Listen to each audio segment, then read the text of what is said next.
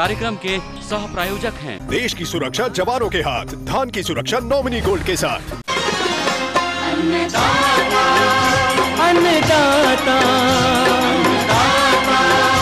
अन्नदाता, नीत तुम्हारा अन्नदाता, पग पग पर है संग तुम्हारे अन्नदाता। लहू किसानों का बन के पसीना सींचता है धरती का सीना। मेहनत का तेरी हक दिलवाने, नई तकनीक नई खोज बताने।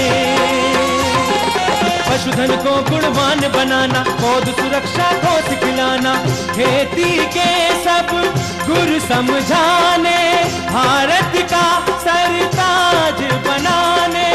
आठों पहर है संग तुम्हारे अन्नदाता, अन्नदाता।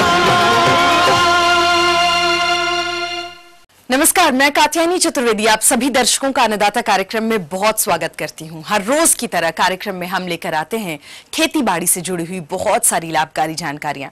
तो चलिए सबसे पहले देखते हैं क्या है विशेष आपके लिए आज के कार्यक्रम में। खरीफ मक्का की उन्नतशील किस्में एवं वैज्ञानिक बुवाई विधि।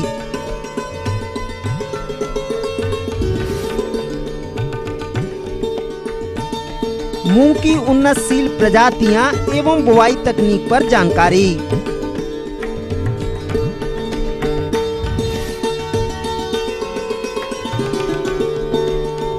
गन्ना की फसल में लगने वाले कीटों का समन्वित नियंत्रण।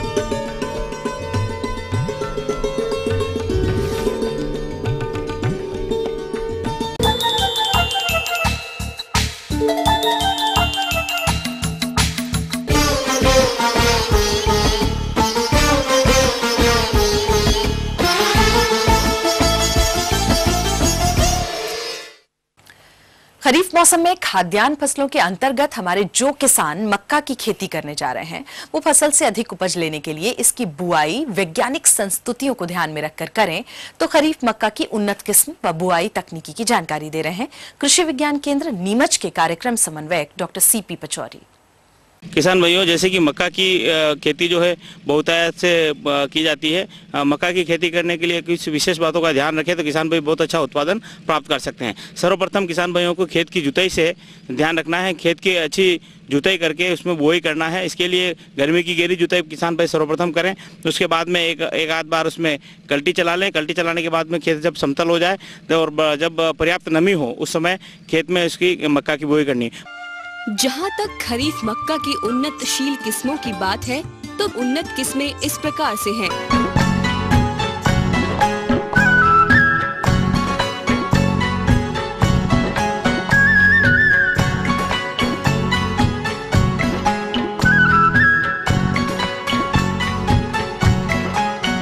बुआई करते समय ध्यान रखें कि अगर देसी मक्का की बुआई कर रहा है किसान तो बीज को उपचारित करके बुआई करें। और यदि हाइब्रिड मक्का यानी संकर मक्का का उस बीज को बो रहा है तो किसान भाई वो ऑलरेडी वो जो है ट्रीट आता है या सीड बीजोपचार किया हुआ आता है। किसान भाइयों को ध्यान एक रखना है कि जब बुआई कर रहे हैं तब लाइन से लाइन की दूरी किसान भाई को 60 सेंटीमीटर रखनी है और पौधे से पौधे की दूरी जो है 25 सेंटीमीटर जो है हाइब्रिड में रखनी है। उसके साथ ही साथ में जब वो अपन खाद और उर्वरक की बात करें तो खेत की जुताई कर रहे हैं तब 25 से 30 टन अच्छी पकी हुई गोबर की खाद का भी प्रयोग किसान भाई को कर लेना चाहिए। रासायनिक उर्वरकों की जहाँ तक बात है किसान भाई को 120 किलोग्राम नाइट्रोजन 80 किलोग्राम फास्फोरस और लगभग 40 से 60 किलोग्राम पोटास की आवश्यकता होती है। किसान भाई को ध्यान ये रखना है कि जब अपन बुआई कर रहे हैं तब नाइट्रोजन की 1/3 भाग मात्रा, फास्फेटिक और पोटासिक फर्टिलाइजर की पूरी मात्रा और साथ में जिंक सल्फेट की पूरी मात्रा जो है बुआई के साथ में प्रयोग करनी है। उसके बाद में 2 बार में करके जो है यूरिया किसान भाइयों को देना है। पहला जो व्यवस्था रहती है जो घुटने की व्यवस्था पर मक्का को यूरिया का प्रयोग करना है, और दूसरी जब उसमें टेस्टिंग स्टेज, जिसको माजर वाली अवस्था कहते हैं, उसमें जो है उर्वरक का, जो नाइट्रोजन का प्रयोग करना है। उसके बाद में किसान भाई को एक, जब घुटने की अवस्था में मक्का रहती है उस समय किसान भाई को विशेष तौर से उसमें एक तना छेदक कीट लगता है, उसके नियंत्रण के लिए कार्बोफ्यूरान अथवा फोरेट नाम की दवा जो आती है, उसके 2-3 कण जो है उसकी पोंगली में या पोटे में डाल करके उसको नष्ट किया जा सकता है। इस प्रकार से किसान भाई ध्यान रखेंगे तो निश्चित तौर पर मक्का का अच्छा उत्पादन ले सकते हैं। अंतवर्ती खेती मूंगफली, उड़द, लोबिया, अरहर आदि फसलों को खरीफ मक्का के साथ अंतर्वर्ती खेती कर प्रति इकाई क्षेत्र से अधिक लाभ कमाया जा सकता है। खरपतवार नियंत्रण: बुवाई से दूसरे या तीसरे दिन 1.5 किलोग्राम एट्राजिन 1000 लीटर पानी में घोलकर 1 हेक्टेयर खेत में जमीन की सतह पर छिड़काव करना चाहिए, जिससे कि खरपतवार उगने में अवरोध उत्पन्न होता है। बुवाई के 2 से 3 सप्ताह बाद कल्टीवेटर द्वारा गुड़ाई करनी चाहिए एवं जड़ के पास घास को निकाल देना चाहिए। सिंचाई: सामान्यतः खरीफ मक्का वर्षा आधारित फसल है, अतः सिंचाई की आवश्यकता नहीं होती, पर सूखे की स्थिति में दाना बनने के समय में एक सिंचाई देना अच्छा होता है। इस प्रकार किसान भाइयों, यदि आप बताई गई विधि द्वारा मक्का खेती करते हैं तो आपको इसकी फसल से अच्छा उत्पादन प्राप्त होगा।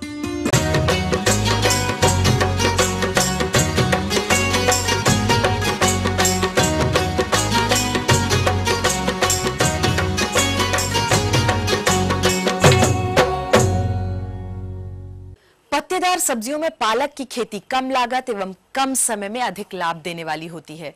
अतः जो किसान भाई इसकी बुआई करना चाहते हैं तो उन्हें बीज चयन से लेकर बुआई तक के सभी पहलुओं को वैज्ञानिक तकनीकों को अपनाना होगा।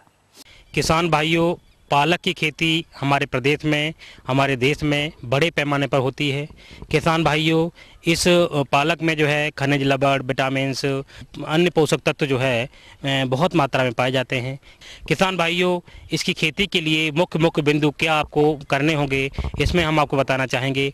सबसे पहले किसान भाइयों क्या करना होगा, इसमें जो है आप खेत की जुताई करने के बाद जो है उसमें पाटा लगा के जो भी ढेले हों उनको खेत को समतल बना लें। समतल बनाने के साथ साथ जो है उसमें इस बात को ध्यान रखें कि उसमें पर्याप्त मात्रा में नमी हो, तभी खेत में बुवाई करें। किसान भाइयों, इसकी बुवाई से पहले एक चीज़ और बताना चाहेंगे कि उसमें कौन कौन सी प्रजातियां आप प्रयोग करनी है। किसान भाइयों, जहां तक पालक की उन्नत प्रजातियों की बात है, पूसा भारती है, आल ग्रीन है, पूसा ज्योति है, पूसा पालक है, पूसा हरित है, ये सब प्रजातियां जो है बहुत ही अच्छे पैमाने पर उपज देती हैं। इसमें आल ग्रीन बहुत अच्छी वैरायटी है जिससे अधिक उत्पादन प्राप्त होता है। किसान भाइयों, अगली बीज दर की बात करें, बीज दर में किसान भाइयों हम जो है 25 से 30 किलोग्राम बीज प्रयोग करने के साथ साथ ये ध्यान रखते हैं कि किसान भाइयों कि बीज उपचार अवश्य करें। बीज उपचार करने के लिए किसान भाइयों सबसे पहले जो है 2-2.5 ग्राम कार्बेंडाजिम प्रति किलोग्राम बीज से बीज शोधन करने के बाद ही इसकी बुवाई करें। बुवाई से पहले किसान भाई एक और महत्वपूर्ण बिंदु होता है कि खाद इसमें कितनी डाली जाए। खाद के रूप में किसान भाई बता दें आपको जो है लगभग 150 किलो नत्रजन, इसके साथ साथ जो है 80 किलोग्राम फास्फोरस, 80 किलोग्राम पोटास, इसके साथ साथ जो है 150 से 200 कुंटल सड़ी गोबर की खाद हम प्रयोग में लाते हैं। इसमें किसान भाइयों बता दें सड़ी गोबर की खाद जो है हम खेत की तैयारी करते समय प्रयोग में लाते हैं। साथ साथ जो है नाइट्रोजन की 1/3 मात्रा और फास्फोरस और पोटास की पूरी मात्रा हम जो है अंतिम जुताई के समय प्रयोग करते हैं। इसके साथ साथ किसान भाइयों जो हमारा नाइट्रोजन बच जाता है उस नाइट्रोजन को हम जो है 3 भागों में बांट लेते हैं। एक भाग जब हमारी पहली कटाई होती है, पहली कटाई के समय लगभग 3-4 सप्ताह के बाद हम प्रयोग कर लेते हैं। इसी क्रम से जो है अगली कटाई में जो है एक भाग डाल देते हैं, लगभग 60-65 दिन के बाद एक भाग प्रयोग करते हैं। किसान भाइयों अगली बात आती है कि इसमें जो है सिंचाई की व्यवस्था कैसी की जाए। किसान भाई सिंचाई की व्यवस्था के रूप में हम आपको बताना चाहेंगे कि सिंचाई इसमें जो है पर्याप्त मात्रा में नमी रखनी पड़ती है। किसान भाइयों अगली बात आती है कि इसमें खरपतवार नियंत्रण भी बहुत ज़रूरी होता है। एक होता है चौड़ी पत्ती वाले खरपतवार, दूसरे होते हैं सकरी पत्ती वाले खरपतवार। दोनों ही प्रकार के खरपतवार जो है हमारी फसल को नुकसान पहुँचाते हैं।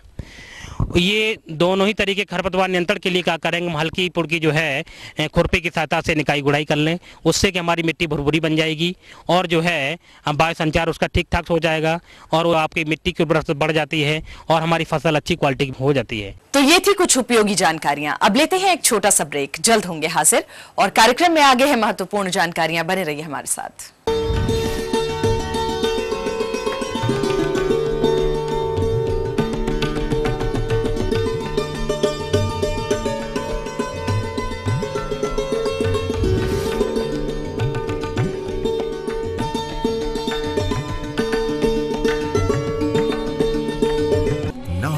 फनकारों की शानदार कलाम से झिलमिलाती महफिल हर रविवार रात 11 बजे।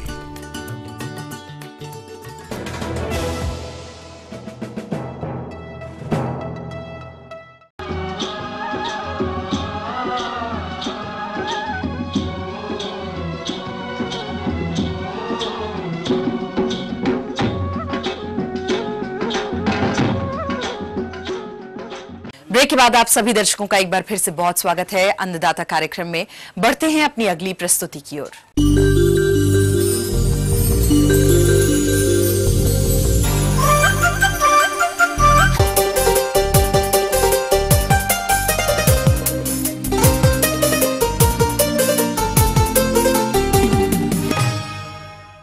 हमारे प्रदेश के मालवा क्षेत्र के जो किसान दलहनी फसलों के अंतर्गत मूंग की खेती करने जा रहे हैं, उन्हें चाहिए कि वो उन्नत किस्म का चयन करते हुए वैज्ञानिक तकनीकी से बुआई करें, तभी आगे चलकर फसल से अधिक उपज भी प्राप्त कर सकते हैं। तो मूंग की क्या है वैज्ञानिक बुआई तकनीकी, आइए जानते हैं कृषि विज्ञान केंद्र कस्तूरबा ग्राम इंदौर के वैज्ञानिक डॉक्टर RS टेलर से।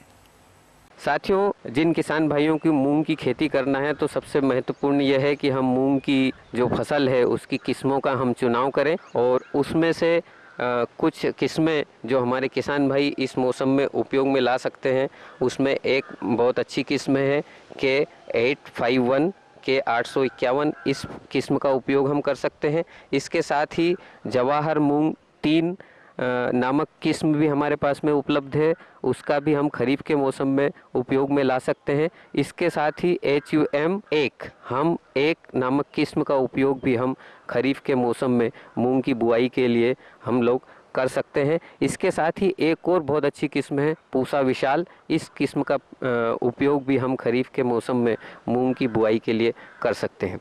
अब इसके साथ में हमको कुछ फफूंद जनित बीमारियों से हमारी मूंग की फसल को बचाने के लिए एक और महत्वपूर्ण काम करना है और वो है बीजोपचार का। बीजोपचार के लिए जिसका नाम है ट्राइकोडर्मा, 5 ग्राम प्रति किलोग्राम बीज की दर से हम मूंग के बीज का बीजोपचार करें। साथियों, जहां तक बीज की दर की बात है तो खरीफ के मौसम में यदि हमको मूंग की फसल लेना है तो 20 किलोग्राम बीज प्रति हेक्टेयर की दर से हमको बुआई के लिए उपयोग में लाना है। और इसके लिए हमको जो लाइनों से लाइनों की जो दूरी है वो हमको करीब 30 सेंटीमीटर रखना है और पौधे से पौधे की जो दूरी है वो लगभग हमको 10 सेंटीमीटर के आसपास रखना है। मूंग की फसल से यदि हमको ज़्यादा से ज़्यादा पैदावार लेना है तो साथियों पोषण प्रबंधन हमको आवश्यक रूप से करना पड़ेगा। इसके लिए अच्छी पकी हुई गोबर की खाद का हम उपयोग करें। साथ ही 20 किलोग्राम नाइट्रोजन, 40 किलोग्राम फास्फोरस और 20 किलोग्राम पोटाश के हिसाब प्रति हेक्टेयर की दर से हमको विभिन्न उर्वरकों के माध्यम से मूंग की फसल में हमको देना है। साथियों, बोते समय हमको और भी कुछ बातों का हमको जरूर आज की परिस्थितियों में विशेष रूप से ध्यान रखना है। साथियों, मौसम कभी प्रतिकूल होता है। मौसम की जो स्थितियां हैं यदि प्रतिकूल बनती है तो उस स्थिति में हमको मूंग की बुआई रेज्ड बेड पद्धति से करना चाहिए। साथियों, यदि अधिक वर्षा होती है तो इसमें रेज्ड बेड पद्धति से बोए गई हमारी जो मूंग की फसल है उसमें जो नालियां बनती है उस नालियों के माध्यम से अतिरिक्त पानी खेत से बाहर चला जाएगा। और जब बारिश कम होती है तो जो नालियों में संरक्षित जो नमी है उस नमी का उपयोग हमारी मूंग की फसल अच्छी प्रकार से करती है। इस प्रकार से यदि विपरीत परिस्थितियां मौसम की हों तो निश्चित तौर पर हमको मूंग की बुआई रेज्ड बेड पद्धति से करना चाहिए ताकि अधिक वर्षा वाली स्थिति में या कम वर्षा वाली स्थिति में हमारी मूंग की फसल को हम जो होने वाला नुकसान है उससे हम अच्छी प्रकार से उसको बचा सकें। साथियों, अगर बुआई के समय हम बीजोपचार, बीज की दर और पोषण प्रबंधन का यदि हम अच्छी प्रकार से अनुशंसित मात्रा में प्रयोग करते हैं तो निश्चित तौर से हमारे किसान भाई मूंग से अच्छी पैदावार ले सकते हैं और प्रति इकाई क्षेत्र से ज़्यादा से ज़्यादा वो आय प्राप्त कर सकते हैं।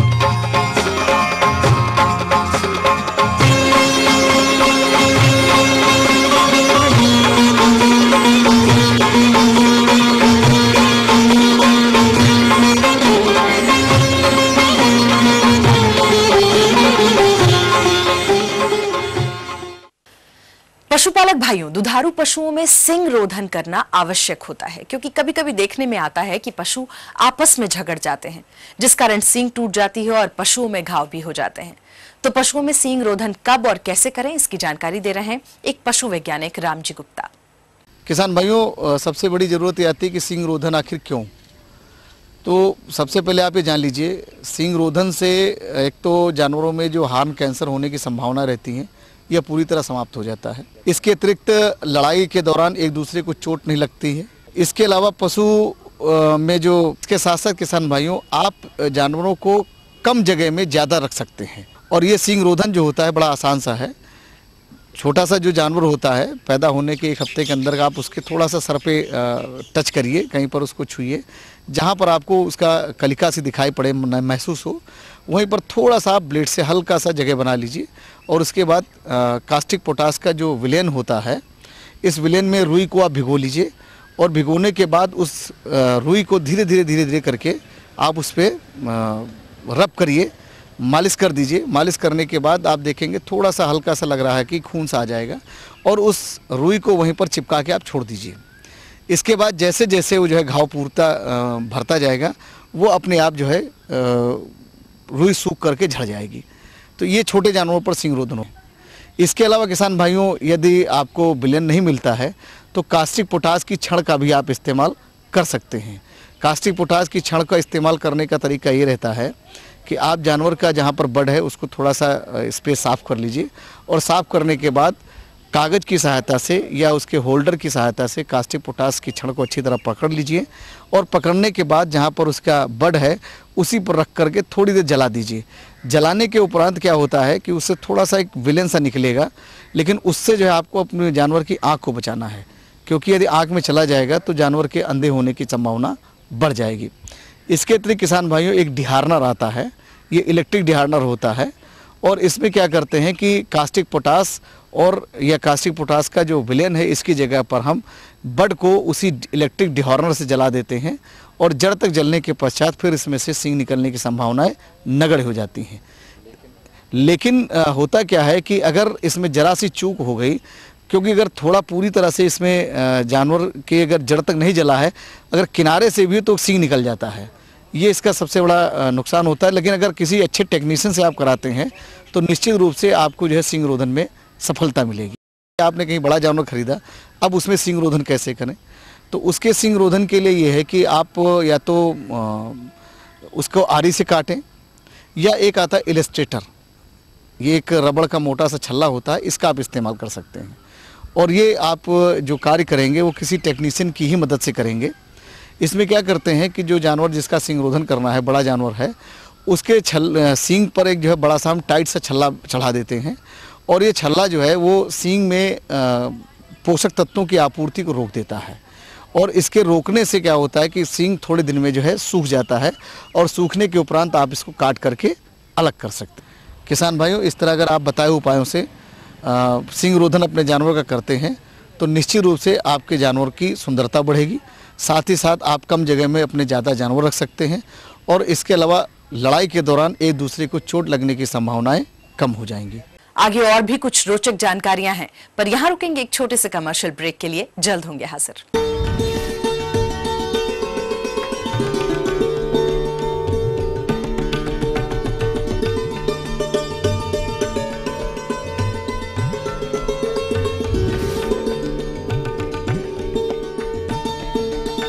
देश के किसी भी कोने में होने वाले चुनाव, क्या यार, दिन भर वही घिसी पिटी चीजें। इसमें न्यूज़ थी, एंटरटेनमेंट कहाँ था?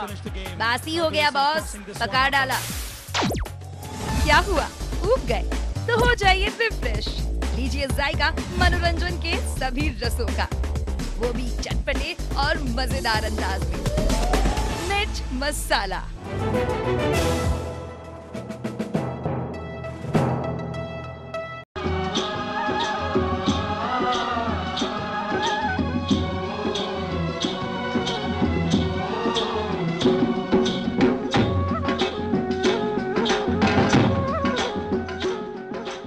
ब्रेक के बाद आप सभी दर्शकों का एक बार फिर से बहुत स्वागत है, और चलिए अब रुख करते हैं अगली कड़ी की ओर।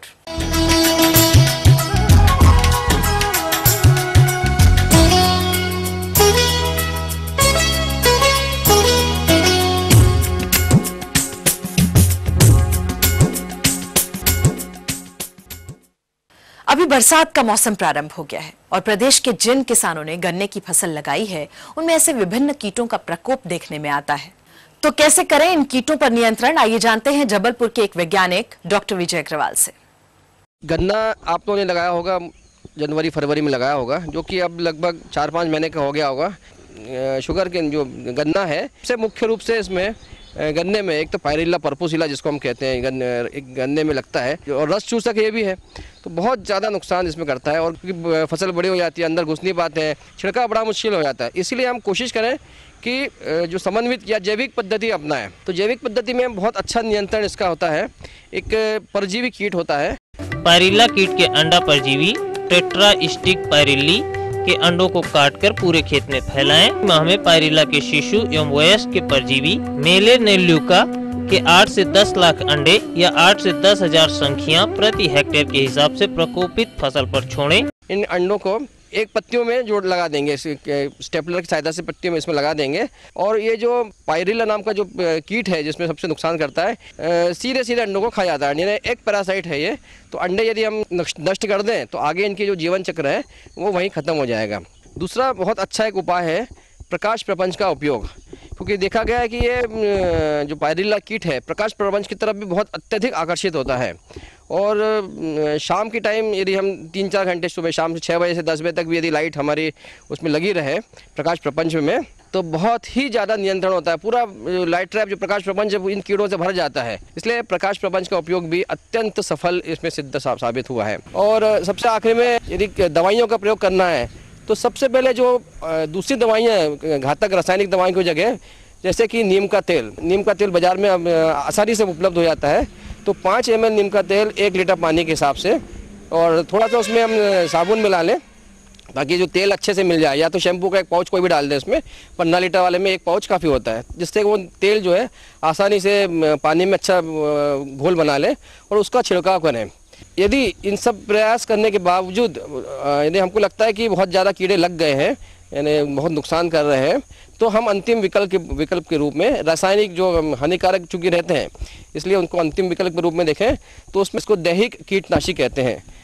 दैहिक कीटनाशी में एक सबसे मुख्य रूप से है इमिडाक्लोप्रिड दवाई। ये भी रस चूसक कीड़ों के लिए अत्यंत जो है प्रभावशील है, तो इसका भी हम प्रयोग कर सकते हैं। इसकी भी मात्रा भी बहुत कम लगती है। इसकी मात्रा 5 ml एक पंप में डालना है। शुगर के जो गन्ना है इसमें कुछ तना छेदक भी लगते हैं, जिस पहचानेंगे कैसे, तो ऊपर की जो बीज की जो पत्ती है वो पूरी सूख जाती है और जैसे हम निकालते हैं तो आसानी से खिंच जाती है और इसके अंदर छोटी आपको इल्ली दिखाई देगी। इसका मतलब है कि उसमें तना छेदक का या शूट बोरर का इसमें आक्रमण हो गया है। ये कीड़ा अंदर है, तो दवाइयों का नियंत्रण हमें ऐसी सोच विचार करके करना है कि जो अंदर तक इसको कीट को नष्ट करे। निश्चित रूप से हमें दैहिक कीटनाशी का ही प्रयोग करना पड़ेगा जो इसके कीट के अंदर, फसल के अंदर जाए और वहाँ पे नष्ट करें। एक तो कार्टेप हाइड्रोक्लोराइड जो दानेदार दवाई है उसको भी आप सीधे छिड़काव करें तो ये पोंगलियों में या डल जाती है, तो वहाँ से पूरे पौधे जो है या जड़ों से नीचे जड़ें चली जाती है, जड़ों में से अवशोषित हो जाती है और पूरे पौधे फैल के जाती है, तो ये बोरर तना छेदक है ये पूरे इसमें नष्ट हो जाते हैं। सबसे ज़्यादा नुकसान करता है चूहे के नियंत्रण करने के लिए एक तो जो जिंक फॉस्फाइड है बाजरे के अंदर, ये जैविक जो जिंक फॉस्फाइड के मिला के बिलों के अंदर डाल दें और ताकि चूहों जो खा के वहीं नष्ट हो जाए। और एक सबसे ज़्यादा नुकसान करने वाला एक कीड़ा और है जिसको कहते हैं दीमक नीचे से लग जाती है पूरी और नीचे से ही पूरे पौधे को खाना चालू कर जाती है, जिसके कारण तना पूरा सूख जाता है और गन्ना पूरा का पूरा गन्ना सूख जाता है और धीरे धीरे दीमक पूरी फैल जाती है। दीमक का नियंत्रण करने के लिए एकमात्र दवाई जो सबसे कारगर सिद्ध हुई है उसका नाम किसान भाई अच्छे से नोट कर लें, क्लोरोपाइरीफॉस, और इसकी 20% में बाज़ार में मिलती है और 1 लीटर दवाई 1 एकड़ के लिए पर्याप्त है। या तो आप जो नीचे पानी देते हैं, सिंचाई पानी देते हैं, उसके साथ साथ धीरे धीरे टप करके इसको हम पूरे खेत में फैला सकते हैं या फिर नीचे छिड़काव कर सकते हैं ताकि दीमक का वहीं नियंत्रण हो जाए। किसान भाई इनके अलावा इन कीटों के नियंत्रण के लिए या प्रभावी नियंत्रण के लिए हमें खेत को बिल्कुल खरपतवार मुक्त रखना चाहिए, साफ़ सुथरा रखना चाहिए, या जो खेत की मेड़ है वो भी साफ़ रखें। क्योंकि पानी देते समय भी ध्यान दें कि बहुत ज़्यादा पानी में ना दें, जितने बताई गए उतनी अनुशंसा के अनुसार ही इनको भी पानी दे दें।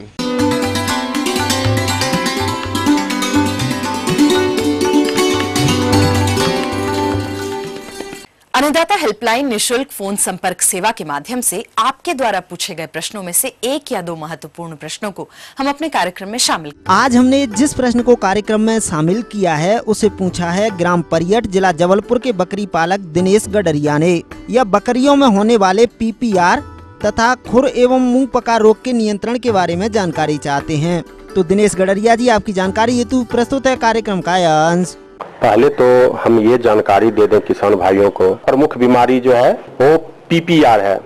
यह प्रायः बकरियों में ज्यादा प्रभावित होता है भेड़ के अपेक्षाकृत। बट भेड़ में जब ये बीमारी आ जाती है तो इसमें भी टेम्परेचर ज्यादा हो जाता है, 104 डिग्री से 5-6 डिग्री सेंटीग्रेड फ़ारेनहाइट तक बढ़ जाता है। एक्सेसिव सलाइवेशन होने लगता है। नाक और आंख से जो है दर्द जो है गाढ़ा दर्द, म्यूकोपुरुलेंट डिस्चार्जेज होने लगता है। और उसके बाद जो है मुंह पे जो है दाना दाना जो है उभर जाता है और जो है पशु खाना पीना छोड़ देता है। जो इसमें मोटिलिटी जो है आपको 45 से 80% तक आ जाती है। यह बीमारी हो जाने के बाद पशु को जो है स्वस्थ पशु से बीमार पशु को अलग लोग उसको जो है सलाइन देंगे, ब्रॉड स्पेक्ट्रम एंटीबायोटिक का दवाई देंगे सेकेंडरी इन्फेक्शन को रोकने के लिए। उसके बाद जो है मुख्य बीमारी जो है फिर एक FMD है, foot and mouth disease. Foot and mouth disease जो है ये एप्थस वायरस से होता है। ये बहुत कंटाजियस संक्रामक बीमारी है, एक एनिमल से दूसरे एनिमल में बहुत तेजी से फैलता है। और जो है यह बीमारी हो जाने के बाद इसमें भी टेम्परेचर बहुत ज्यादा बढ़ जाता है और मुंह में जो है फोड़ा बन जाता है। फोड़ा जो है फिर 24 घंटे के अंदर, 12 से 24 घंटे के अंदर जो है ये फूट जाता है और घाव का रूप ले लेता है, जो बहुत ही पीड़ादायक होता है। पशु में जो है मुंह से एक्सेस सलाइवेशन होना शुरू हो जाता है, खाना छोड़ देता है, ज्यादा मोटिलिटी आने लगता है। और ये सब से बचने के लिए जो है ऐसा वायरल विषाणु जनित रोग है, इसका कोई भी स्पेसिफिक जो है औषधि नहीं है। इससे बचने के लिए जो है हमको इसका जो है वैक्सीनेशन जो है, जो शेड्यूल वाइज वैक्सीनेशन है, अगर करते रहेंगे किसान भाई तो ये सब बीमारी से बचा जा सकता है। जैसे FMD का जो वैक्सीन जो है हम 1.5 से 2 महीना में जो है हम लगा दें।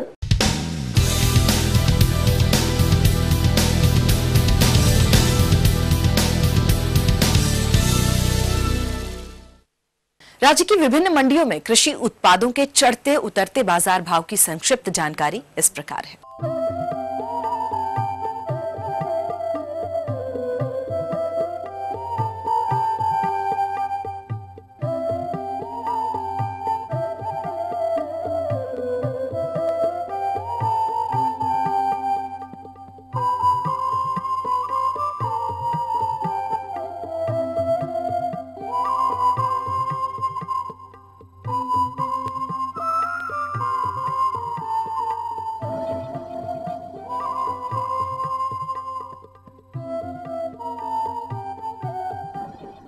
हम ये उम्मीद करते हैं कि आज का कार्यक्रम आप सभी दर्शकों के लिए उपयोगी रहा होगा। किसान भाइयों, अन्नदाता आपकी सेवा के लिए संकल्परत है। कृषि संबंधित समस्या एवं सुझावों के लिए आप हमें इस पते पर संपर्क कर सकते हैं। प्रोड्यूसर अन्नदाता ETV Madhya Pradesh Chhattisgarh, Ramoji film city, Hyderabad 501512। साथ ही आप हमें ईमेल भी कर सकते हैं। हमारा ईमेल एड्रेस है annadatamp@etv.co.in। इसके अतिरिक्त आप हमें निःशुल्क हेल्पलाइन नंबर 180042540885 पर दोपहर 12 बजे से 1 बजे के बीच में संपर्क भी कर सकते हैं।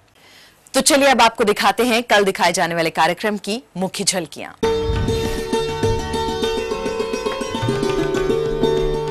सोयाबीन की उन्नतशील किस्में एवं वैज्ञानिक बुवाई विधि।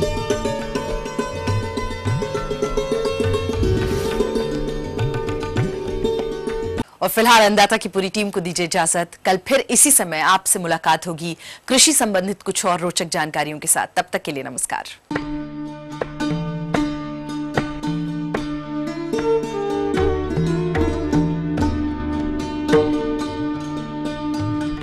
इस कार्यक्रम के सह प्रायोजक थे देश की सुरक्षा जवानों के हाथ, धान की सुरक्षा नॉमिनी गोल्ड के साथ।